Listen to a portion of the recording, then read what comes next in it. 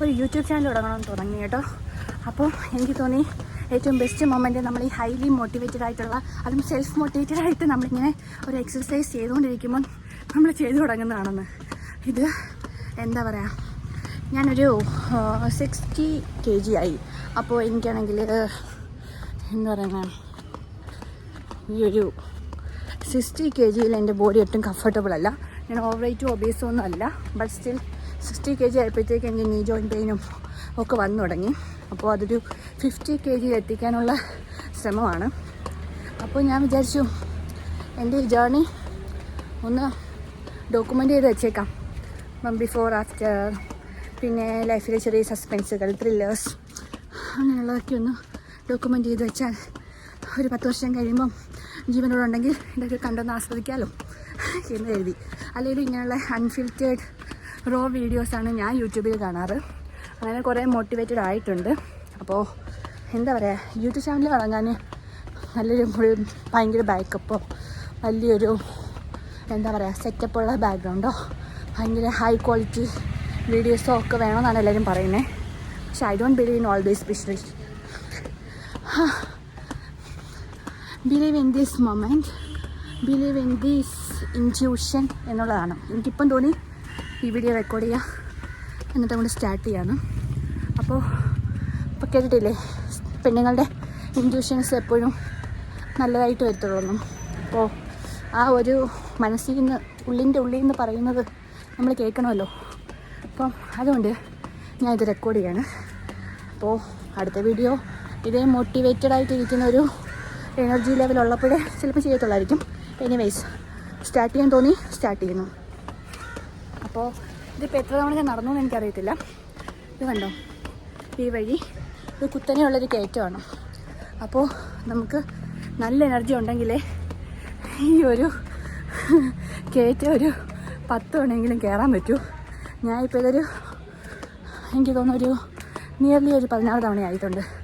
അപ്പം 10,000 സ്റ്റെപ്പ് എന്ന് ഉദ്ദേശിച്ചാണ് കയറി തുടങ്ങിയത്. പക്ഷേ ഇപ്പോൾ ഒരു 1 വീക്കായിട്ട് സ്ഥിരമായിട്ട് കയറുന്നുള്ളത് കൊണ്ട് എനിക്കിപ്പോൾ ഇത് 10,000 കഴിഞ്ഞിട്ടും നടക്കാൻ പറ്റുന്നുണ്ട്. It's A good cardio I guess. Okay, 1.5 മണിക്കൂർ ചാവാറായി. ഒട്ടും വയ്യ തളർന്നു. ബട്ട് നിർത്താൻ ഉദ്ദേശിച്ചിട്ടില്ല. നമ്മളൊരു കാര്യം തുടങ്ങി വെച്ചാൽ അത് നല്ല വൃത്തിയായിട്ട് ചെയ്ത് തീർക്കണം.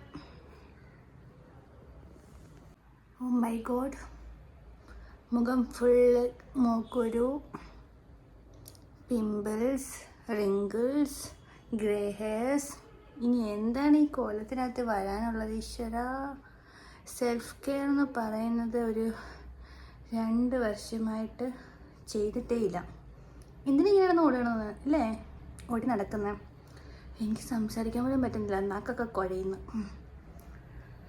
ഇനി തുടങ്ങണം, സെൽഫ് കെയർ വേണം. അല്ലെങ്കിൽ തന്നെ തള്ള വൈബായി തുടങ്ങി. ഇനി സെൽഫ് കെയർ കൂടി ഇല്ലെങ്കിലുള്ള അവസ്ഥ. ദൈവമേ, ഞാൻ ഇത്രയും നാളായിട്ട് ഇത്ര വൃത്തികേടായിട്ടാണ് ഇരിക്കുന്നതെന്ന് ഇപ്പോഴാണ് ശ്രദ്ധിക്കുന്നത് കേട്ടോ. ഇതൊക്കെ എങ്ങനെ ശരിയാക്കി എടുക്കാനാ? But it's okay. ഞാനൊരു ഡോക്ടറാണ്, അതുകൊണ്ട് തന്നെ എനിക്കിത് ശരിയാക്കി എടുക്കാൻ പറ്റും. ഇതൊക്കെ ശരിയാക്കി എടുക്കാൻ ഡോക്ടർ ആവണമെന്നൊന്നുമില്ല. കുറച്ചൊരു ബോധം ഉണ്ടായാൽ മതി.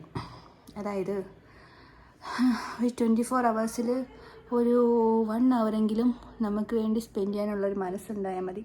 ആ മനസ്സില്ലായ്മയാണ് ഇവിടെ ചത്തുകുത്തിയിരിക്കേണ്ട അവസ്ഥയിലേക്ക് ഞാൻ എത്തിച്ചേർന്നിരിക്കുന്നത്. ഞാനങ്ങനെ സ്ട്രെസ്ഡോ അങ്ങനെ ഭയങ്കര ഹെക്റ്റിക് വർക്കോ ഒന്നും ചെയ്യുന്നതുകൊണ്ടൊന്നും അല്ല.